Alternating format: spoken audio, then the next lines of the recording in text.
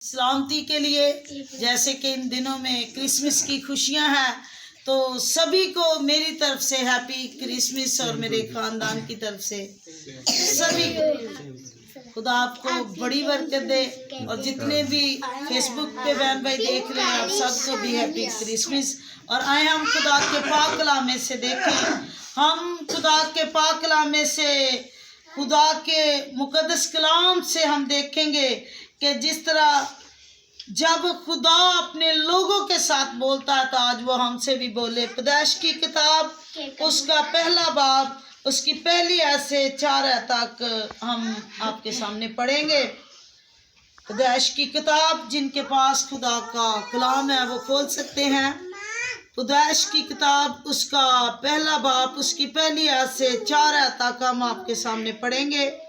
خدا نے ابتدا میں زمین اور آسمان کو پیدا کیا، اور زمین ویران اور سنسان تھی، اور گہراؤں کے اوپر اندھیرا تھا، اور خدا کی روح پانیوں کی سطح پر جنبش کرتی تھی، اور خدا نے کہا کہ روشنی ہو جا، اور روشنی ہو گئی۔ اور خدا نے دیکھا کہ روشنی اچھی ہے، اور خدا نے روشنی کو تاریکی سے جدا کیا۔ خدا کے پاک کلام پڑھے اور سنے جانے پر ہم سب کے لیے باعث برکت ہو، آمین۔ آج ہم 3 شخص کے بارے میں سیکھیں گے کہ پہلے نمبر پہ ہم دیکھیں گے خدا کے بارے میں کہ سب سے پہلے کیا تھا، خدا ہی تھا۔ اور اس کے بعد ہم دیکھیں گے کہ گناہ نے کس طرح جنم لیا، اور پھر دیکھیں گے کہ گناہ کا کفارہ کیسے ہوا۔ ہم 3 باتوں میں دیکھیں گے۔ سب سے پہلے ہم خدا کو دیکھیں گے کہ جب ابتدا میں خدا ہی تھا، خدا کے سوا اور کوئی چیز نہیں تھی، تو ہم دیکھیں کہ خدا کی روح جو ہے وہ پانیوں پہ جنبش کر رہی، خدا کی روح پانیوں پہ جنبش کر رہی ہے، اور خدا ہی تھا۔ اور خدا نے جب پانیوں پہ روح جنبش کر رہی ہے تو قدرت نے کام کیا۔ تو کیا ہوا کہ خدا نے ابتدا میں زمین ویران ہے، سنسان ہے، لیکن کام شروع کیا۔ پہلے دن کیا کیا کہ اس نے اندھیرا تھا، اور خدا کی روح پانیوں پہ جنبش کرتی تھی، تو خدا نے کیا کہا کہ روشنی ہو جا، تو روشنی ہوگی۔ خدا نے تاریکی کو روشنی سے جدا کر دیا۔ روشنی جو ہے خوشی ہے، صحت ہے، سلامتی ہے، نجات کا پیغام ہے۔ اور ہم دیکھیں تاریکی جو ہے وہ گناہ کو ظاہر کر رہی ہے۔ ساتھ ہی اس وقت بھی تاریکی اور روشنی خدا کو مل کے پسند نہیں، لیکن اس نے روشنی کو دن کا، تاریکی کو رات کا۔ اگر آج ہماری زندگی میں گناہ ہے تو ہم بھی اس رات کی مانند ہے جس میں اندھیرا ہی ہے، کچھ نظر نہیں آتا۔ اگر لائٹ بند ہو جائے تو ہم اندھوں کی طرح ٹٹولتے ہیں، اگر فوراً لائٹ بند ہو، ہمارے پاس کوئی انتظام نہ ہو۔ یہ طریقے کی باتیں ہیں۔ لیکن ہم دیکھیں کہ گناہ نے جنم کس طرح لیا، طریقی کس طرح الگ ہوئی، طریقی نے کام کیا کیا۔ ہم دیکھتے ہیں کہ حوالہ میرے ساتھ دیکھیں کہ پیدائش کی کتاب 3 باب میں ہم جائیں تو وہاں لکھا ہے کہ خدا نے 6 دن کام کیا۔ خدا نے جانوروں کو بنایا، خدا نے چرند پرند، خدا نے آسمان زمین سب کچھ کیا، لیکن خدا نے انسان کو پیدا کیا۔ انسان کو پیدا نہیں بلکہ بنایا، مٹی لائی، گوندی اور بنایا، اور اس میں زندگی کا دم پھونکا، اور اپنی شبیہ پہ ہتھیلی پہ کھودا، اور اپنی شبیہ پہ انسان کو بنایا۔ جب انسان کو بنایا تو خدا کو پسند نہ آیا، تو اس نے ساتھ اما ہوا کو بھی بنایا۔ اور ہم دیکھیں کہ گناہ نے کس طرح جنم لیا۔ ہم دیکھیں کہ سانپ کو دستی جانوروں سے جن کو خداوند خدا نے بنایا تھا، شیار تھا، چلاک تھا اور بیدار تھا، وہ اما ہوا کے پاس آیا۔ جب وہ باغ عدن میں उस औरत के पास आया तो क्या हुआ कि औरत के पास जब सांप आया तो उसने उससे बात कैसे शुरू की। उसने कहा कि क्या तुम बाग के सारे ही फल खाते हो। वो जानता था और वो होशियार था। उसने कहा सारे फल ही खाते हो। पूछने लगा और हवा ने क्या कहा। उसने कहा पर जो दरख्त बाग के बीच में है उसके फल की बाबत खुदा ने कहा है कि तुम ना तो उसे खाना और ना छूना वरना मर जाओगे। ये भेद था जो उसने औरत से लिया, और जब औरत ने ये भेद खुदा का दिया, सांप को बताया गया, तो सांप ने आगे से सवाल किया। उसने औरत से कहा तुम हरगिज ना मरोगे, बल्कि खुदा जानता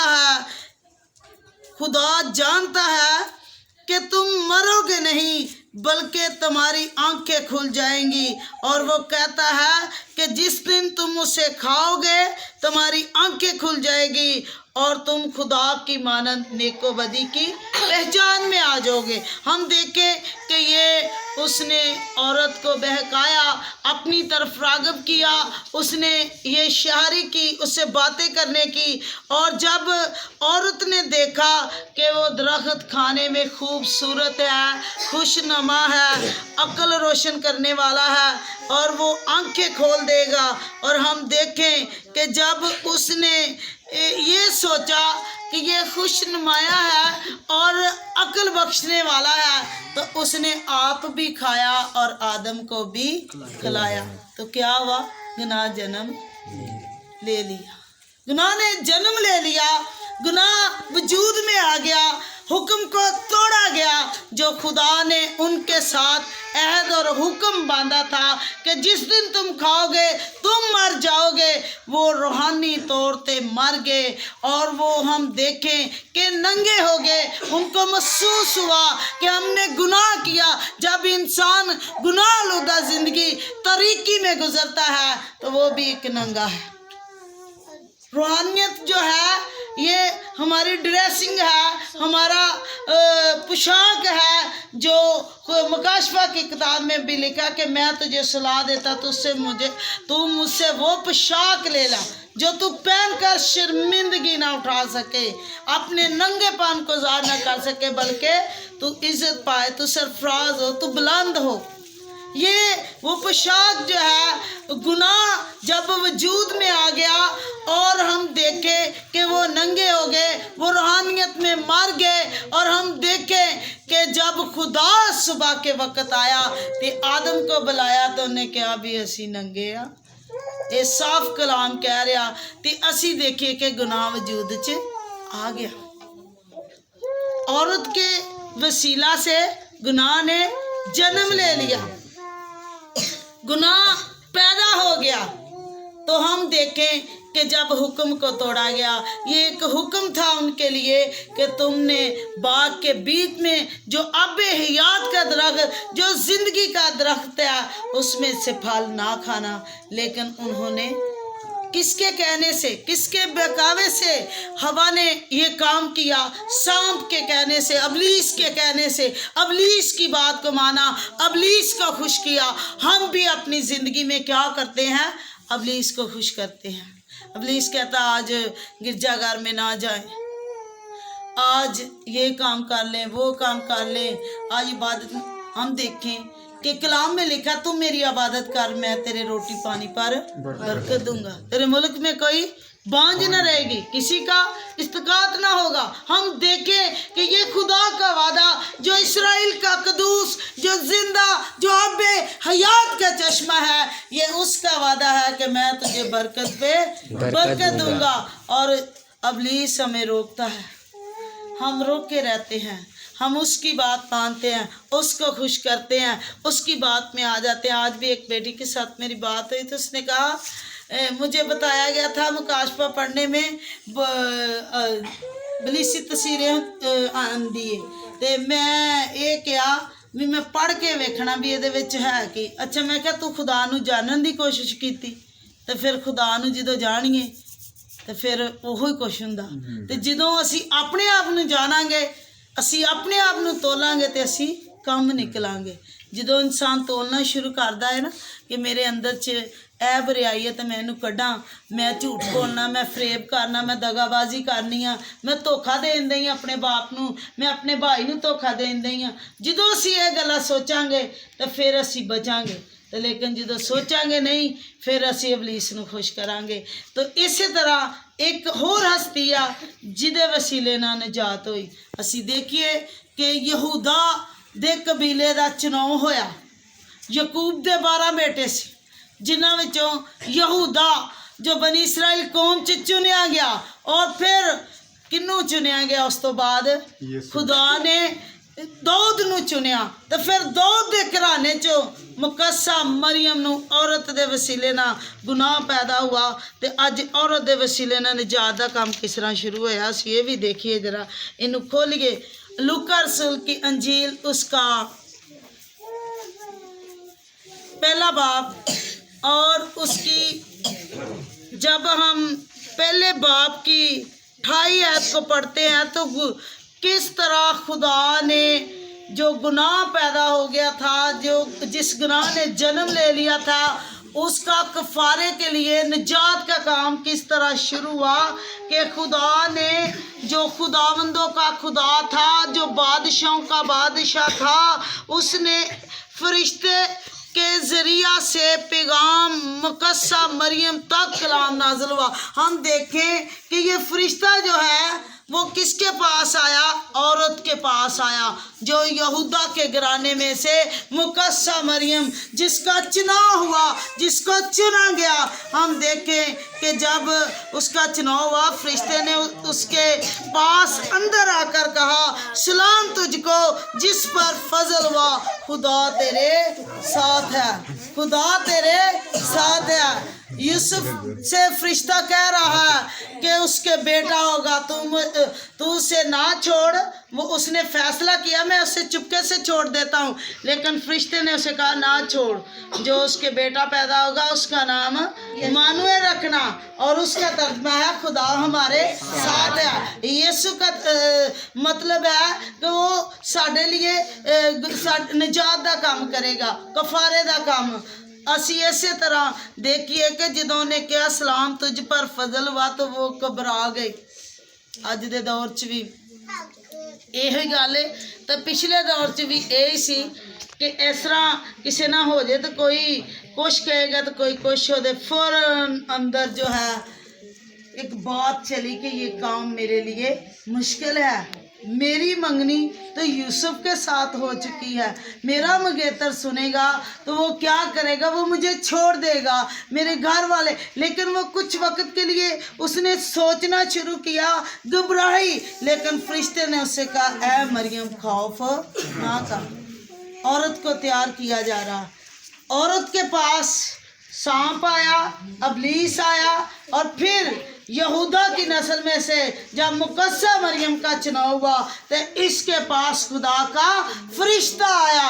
वो रास्तबाज थी, नेक थी, खुदा जानता था कि ये मेरा काम करेगी, तो वो उसके पास फरिश्ता आया और उसने कहा खौफ न खा, मत घबरा, देख खुदा तेरे साथ है। और वो कहने लगा कि तुझ पर फजल हुआ है, देख तू हामला होगी, तेरे बेटा होगा।